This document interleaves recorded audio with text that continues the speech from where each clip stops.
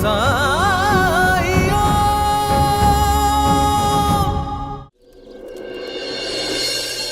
पूरे गांव में तुम्हारे घर के ही चर्चे हैं। सब लोग अधीर हैं उस घर को देखने के लिए जिनमें उनका साईं रहेगा।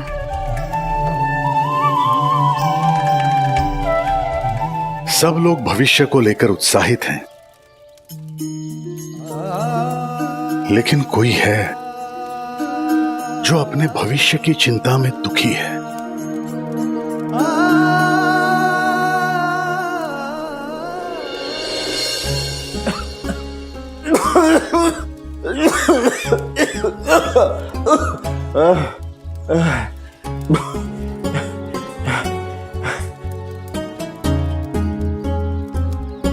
आइए वैद्य जी।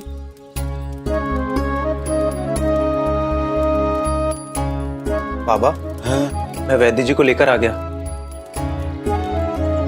अरे बेटा कार्तिक, हमने तुम्हें मना किया था ना कि कुलकर्णी सरकार बहुत पैसा लेते हैं। हाँ बाबा, इसीलिए मैं पास के गांव से वैद्य जी को लेकर आया हूँ। आइए वैद्य जी। नमस्ते धनीराम जी। नमस्ते बैद जी। बताइए क्या कष्ट है? इन्हें बहुत बुखार और खांसी चल रही है वैद्य जी। कोई बात नहीं, मैं दवा देता हूँ, ठीक हो जाएंगे।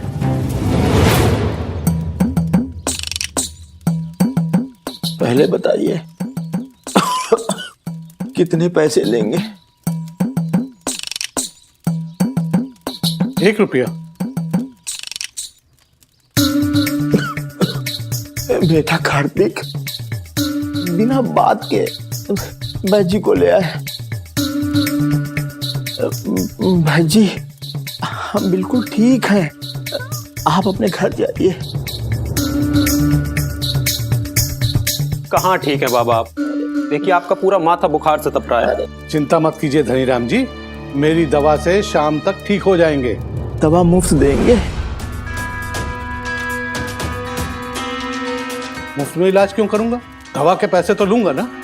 दवा बनाने में भी खर्चा आता है। दवा असर करेगी? बिल्कुल करेगी। तो ठीक है, आप दवा दे दीजिए। जब दवा असर करेगी तो उसके बाद हम आपको पैसे भी दे देंगे। ऐसा कहाँ होता है धनीराम जी? ओहो, तो मतलब ये है बैद जी कि आपको अपनी दवा पे भरोसा नहीं है? तो फिर मैं आपको पैसे पहले क्यों दूं? ऐसी बात कर रहे हैं आप? मैं तो बिल्कुल सही बात कर रहा हूँ बैद जी। कीमत नाम की नहीं होती है, काम की होती है। जब आपकी दवा काम करेगी तो हम आपको पैसे दे देंगे, नहीं तो फिर आप अपने घर जाइए। आपने मेरा समय बर्बाद किया। आपके लिए मैं दूसरा मरीज छोड़कर आया हूँ। मुझे मुआवजे के 50 पैसे दीजिए। 50 पैसे बिना काम के? ये सवाल ही नहीं पैदा होता। इतने कंजूस हैं आप धनीराम जी।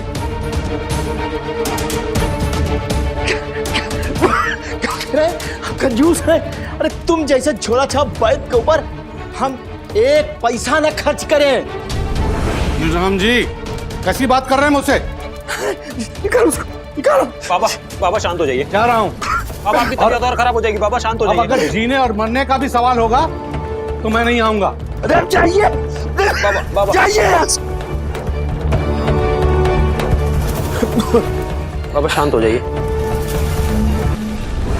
मक्खी चूस कहीं का, पूरा दिन बर्बाद कर दिया।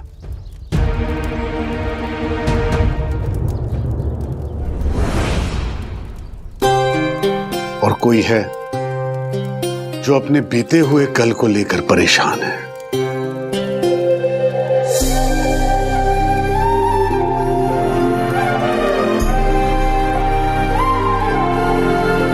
लेकिन जो अभी है उसे अतीत और भविष्य के बारे में सोच के व्यर्थ क्यों करना? चिंता और बुरी यादें इंसान को खोखला कर देती है, क्योंकि वो उससे उसका वर्तमान छीन लेती है। इंसान जीना छोड़ देता है, खुद तो दुखी होता ही है, लेकिन अपने प्रियजनों को भी दुख देता है। इसलिए इस पल की खुशी देखो और बाकी राम जी पे छोड़ दो।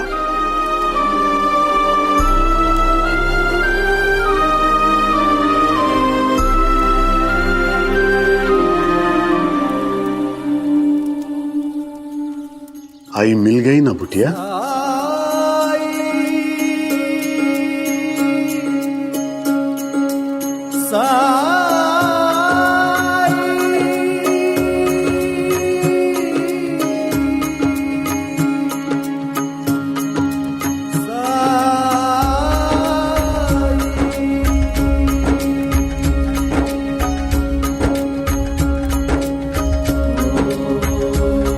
साई, ये कुछ कह नहीं पा रहे, लेकिन इन्हें बहुत दुख है। जो कुछ भी आपको कहा, माफी मांगने आए हैं साई, माफ कर दीजिए।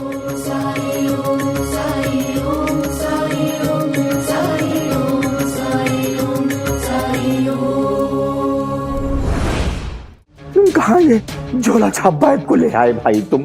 क्या बाबा, आपकी कंजूसी कब खत्म होगी? हाँ, बीमारी में भी आप पैसों के बारे में सोच रहे हैं। अरे सब कुछ तो है हमारे पास। सही कहते हो बेटा, हमारे पास सब कुछ है, वक्त का कोई भरोसा नहीं, कब दूसरी करवट बैठ जाए।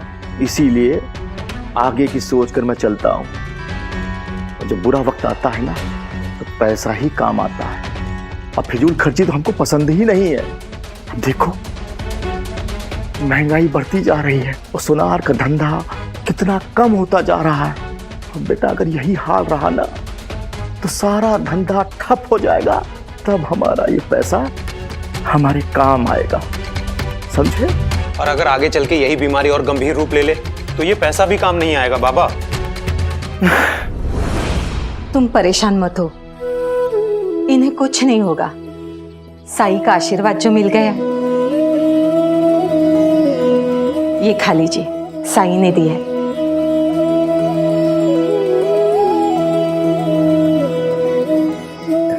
साई ने दिया? लाओ फिर तो।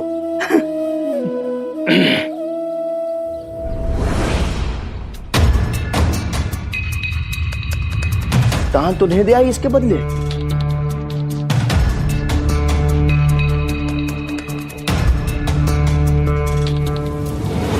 साई कभी किसी की मदद करने के बदले में कुछ लेते हैं? कैसी बात कर रहे हैं आप? मैंने सुना है कि साई आलीशान घर बनवा रहे हैं, तो मैंने सोचा कहीं तुम दान दक्षिणा तो नहीं दे आई। और अगर उन्होंने मुफ्त में दिया है तो मैं खाऊंगा। हाँ।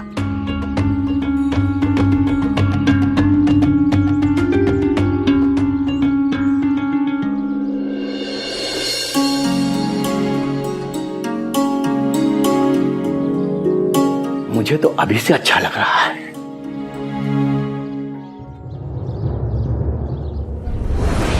भाई, आपके सारे गहने कहाँ हैं?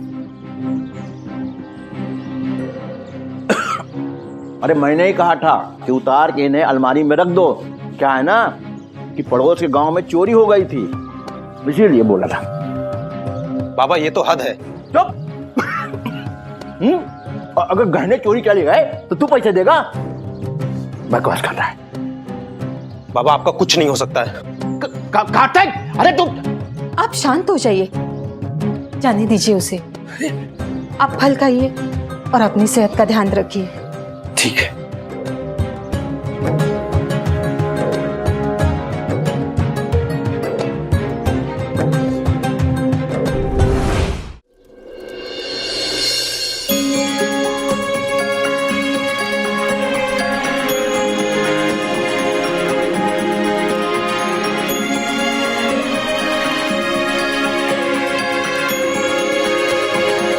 मैंने बुरा तो माना ही नहीं बुटिया, फिर माफी किस बात की? संदेह तो जीवन का हिस्सा है। सच्चाई तक पहुंचने के लिए पहला कदम होता है संदेह।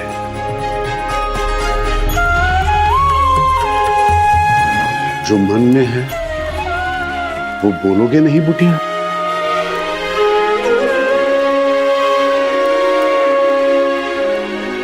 साईं, अब मैं यहाँ आपके पास। बुटिया, अब तुमने यहां रहने का मन बना ही लिया है, तो मैं कौन होता हूं तुम्हें रोकने वाला? हम सब की तरह शिरडी तुम्हारी भी है।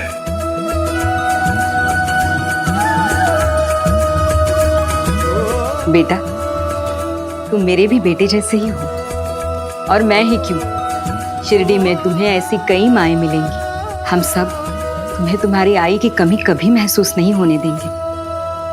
यही रह जाओ। धन्यवाद भाई।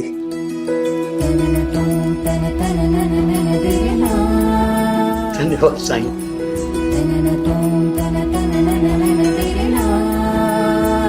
साईं, आप इतना प्यार करते हैं कि आंखें भर आती हैं। जाने का मन नहीं करता साईं, लेकिन मेरा आज रात को नासिक पहुंचना बहुत जरूरी है। मैं जल्दी वापस आ जाऊंगा साईं। नाना, बहुत जल्द वापस आना होगा। ऐसा कुछ काम पड़ने वाला है। क्या काम साईं? जल्द ही पता चल जाएगा। मन में साई के क्या है, कौन जान पाए। आज तो बहुत पैसे मिले, उसे लूटना तो बहुत आसान है। कौन हो तुम दोनों? हाँ, अंदर का घुसे चले जा रहे हो? सरकार, मैं संता। मैं पढ़ता। हैं? ये क्या नाटक है? सरकार, नाटक नहीं है। हम उस बापू साहब बूटी पर नजर रख रहे थे, बेस बदल के। हाँ हाँ। और ये पैसे? ये पैसे, ये तो भीख में मिले हैं सरकार। भीख में? कैसे? सरकार, आप इसे सिखाए सरकार। किसी भी स्थिति का फायदा उठाने का मौका मिले तो उसे छोड़ना नहीं चाहिए। हाँ हाँ सरकार। आप कुछ भी ऐड सकते हैं उस बेवकूफ आदमी से। वो अभी भी दीक्षित वाड़े के बाहर पैसे बांट रहा है। लेकिन सरकार, आपको फटे पुराने गंदे कपड़े पहनने होंगे। अगर आप गरीब और भिखारी दिखोगे ना तो आपको सोना चांदी भी दे देगा। हाँ सरकार। हाँ, गोली मार दूंगा तुझे। बेवकूफ।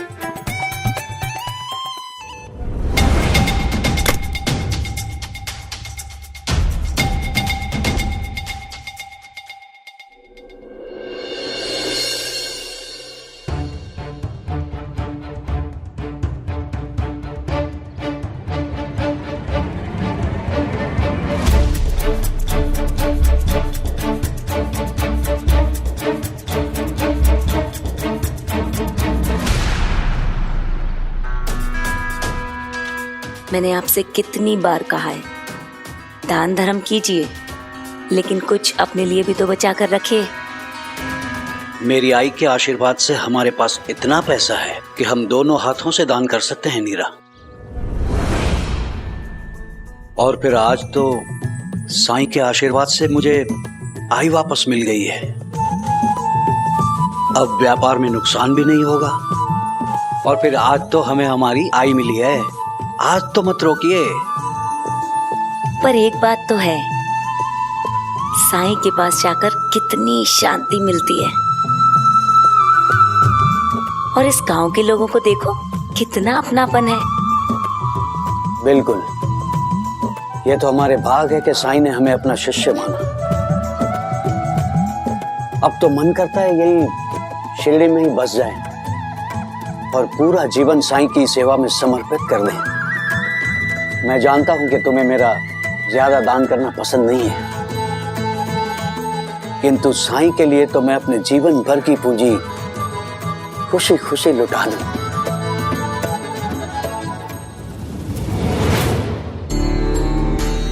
मेरा संदेह सही निकला। जिस व्यक्ति की वो फकीर बात कर रहा था वो ये बापू साहेब बूटी ही है। इसको बोतल में उतार लिया है साईं ने। अपना काला जादू दिखा दिखा कर बापू साहेब बूटी को इतना प्रभावित कर चुका है वो फकीर कि इससे ये अपना भव्य भवन भी बनवा रहा होगा, लेकिन मेरे होते हुए ये फकीर कभी सफल नहीं होगा।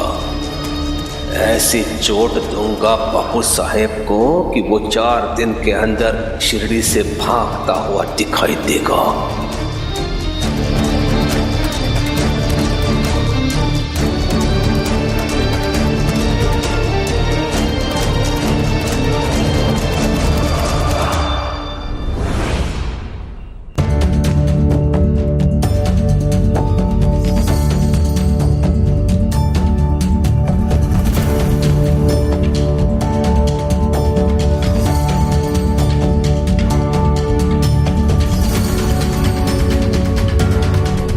नहीं,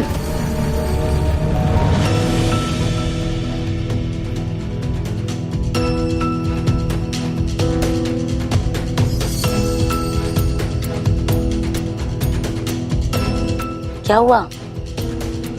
बहुत बुरा सपना देखा नीरा।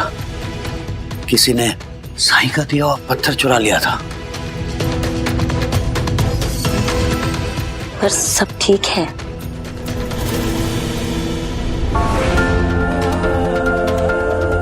माफ कीजिएगा बापू साहब। आए उठिएगा।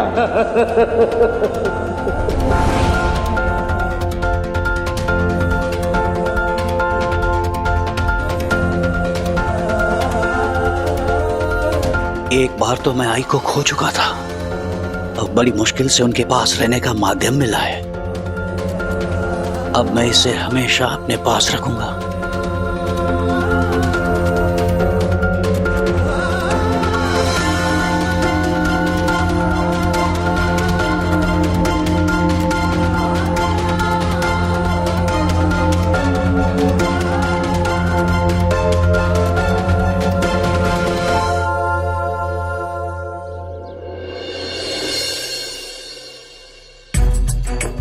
और क्या क्या है? सरकार, एक तस्वीर हाथ लगी है, कुछ महीने पहले की। वो औरत किसी साधु के शिविर में गई थी। ये वहीं की तस्वीर है।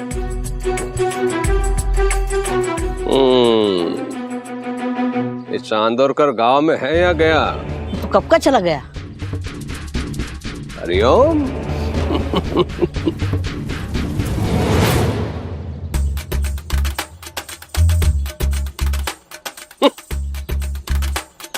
कुलकर्णी सरकार,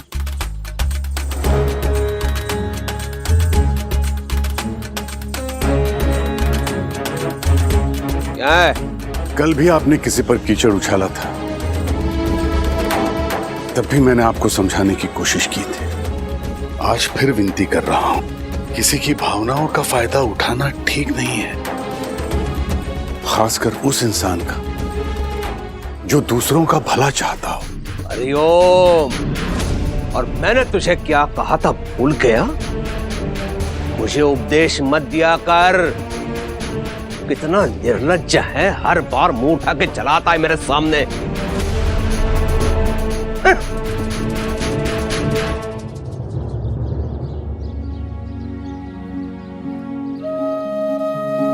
साईं, प्रणाम साईं। राम जी भला कर।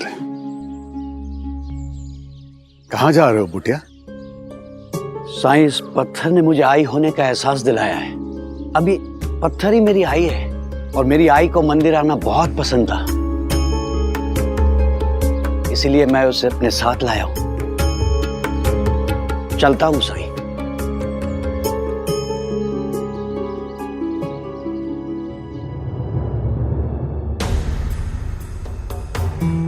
साईं, मुझे आपसे कुछ बात करनी है। जी कल रात को भी उस पत्थर को पकड़कर सोए। नींद नहीं आ रही थी इन्हें, लेकिन फिर भी इन्होंने इस पत्थर को छोड़ा नहीं। इस पत्थर से ऐसा जुड़ाव कहीं इनके लिए और परेशानी न खड़ी कर दे Sai.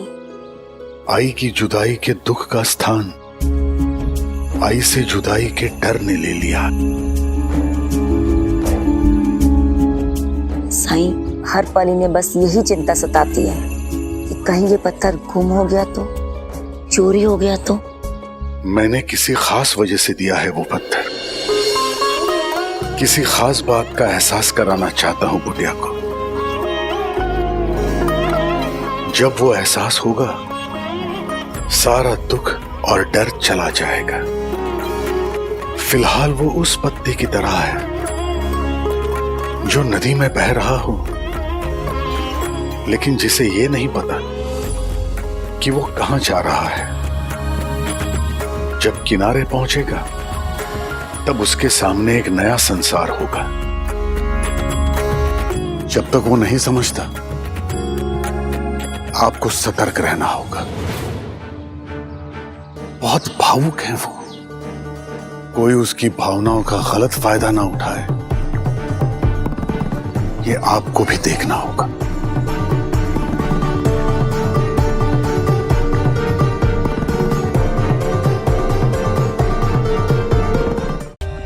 For more updates, subscribe to our channel, click the show links and enjoy watching the videos.